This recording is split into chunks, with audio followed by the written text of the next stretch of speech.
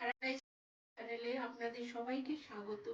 আমি চলে এসেছি রোজগার মতো আজকে একটি নতুন ভিডিও নিয়ে। নমস্কার।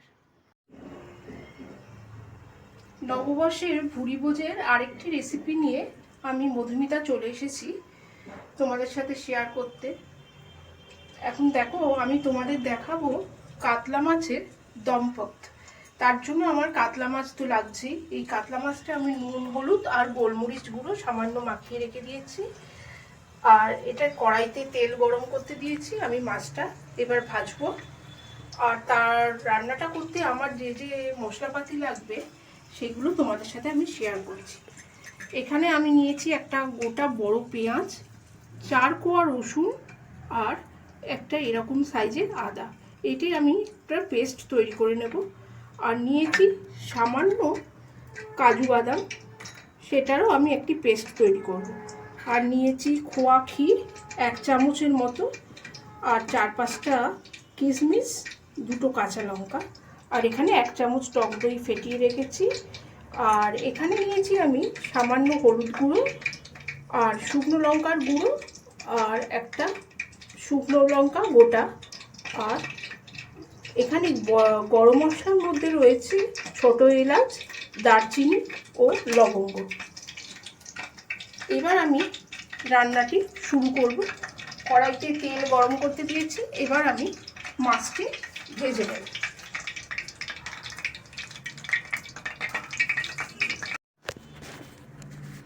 কাতলা মাছটা আমার ভাজা হয়ে গেছে। দেখো, এখানে ভাজাটা আমি খুব বেশি কড়া করেও ভাজিনি, আবার কম ভাজিনি, এটা মাঝামাঝিভাবে ভেজে নিয়েছি।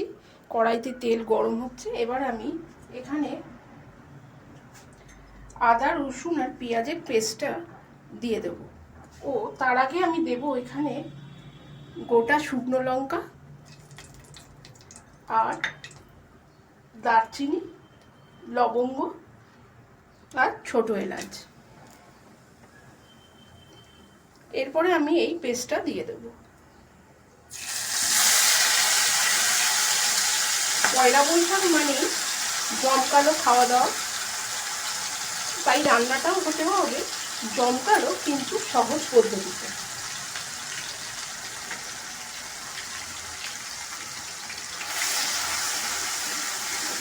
এবার এটা আমি নাড়াচাড়া করে নেব।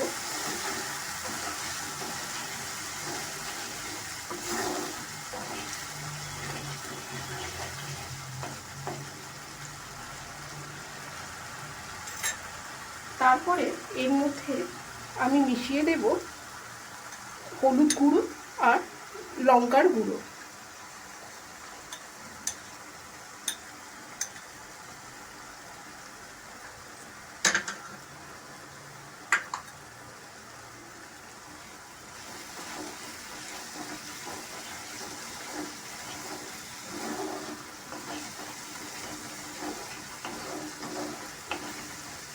এবার এটা মেশানোর পরে আমরা মশলাটা একটু ভালোভাবে কষিয়ে নেব।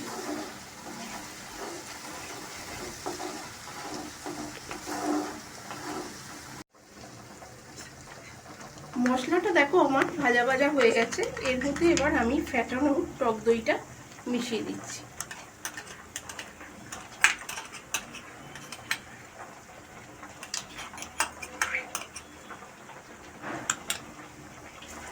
তারপরে টক দইয়ের বাটিতেই আমি জল নিয়ে এর মধ্যে আমি জল মেশাবো।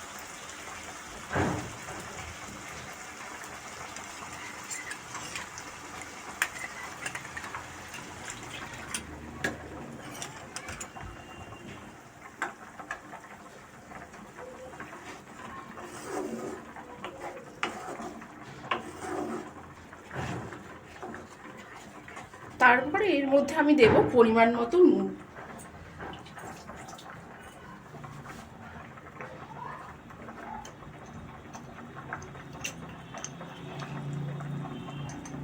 নুনের পরিমাণটা আন্দাজ মতো হবে, মাছের ওপরে সেটা নির্ভর করছে ক পিস মাছ তার উপরে। আমি যেমন এখানে 4 পিস মাছ নিয়েছি।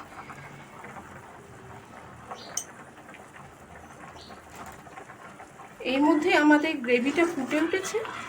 এবার আমি কাতলা মাছটা এর মধ্যে মিশিয়ে দিয়ে গ্যাসটা কমিয়ে দেব।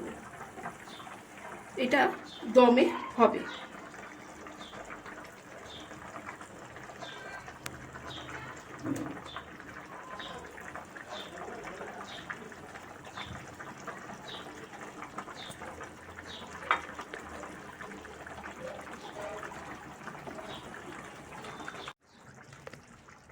দেখো মাছটা এখানে আমার সেদ্ধ হয়ে গেছে। এবার আমি গ্যাসটি বন্ধ করে দিচ্ছি। তারপরে এর মধ্যে আমি মিশিয়ে দিচ্ছি কাজু বাদামের পেস্ট।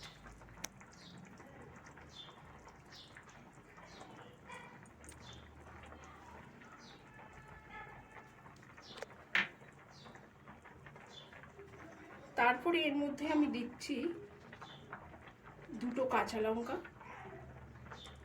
আর আমি যে খোয়া ক্ষীরটা রেখেছিলাম সেটি ওপর থেকে ছড়িয়ে দিচ্ছি।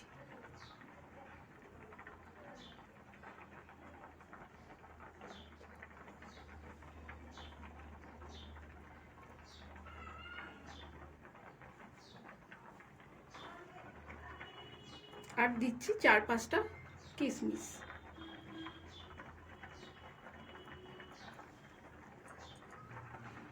এরপরে আমি এটি 10 মিনিট চাপা দিয়ে রেখে দেব।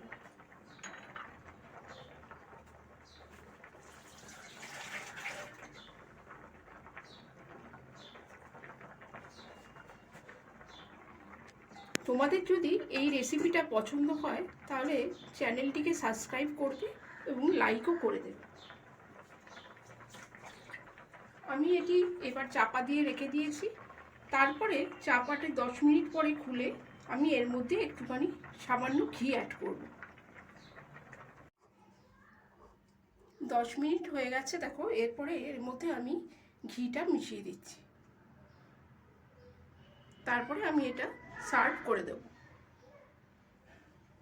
এর মধ্যে জিরে গুঁড়ো, ধনের গুঁড়ো বা তেজপাতা, টমেটো কোনো কিছুই অ্যাড করতে লাগবে না।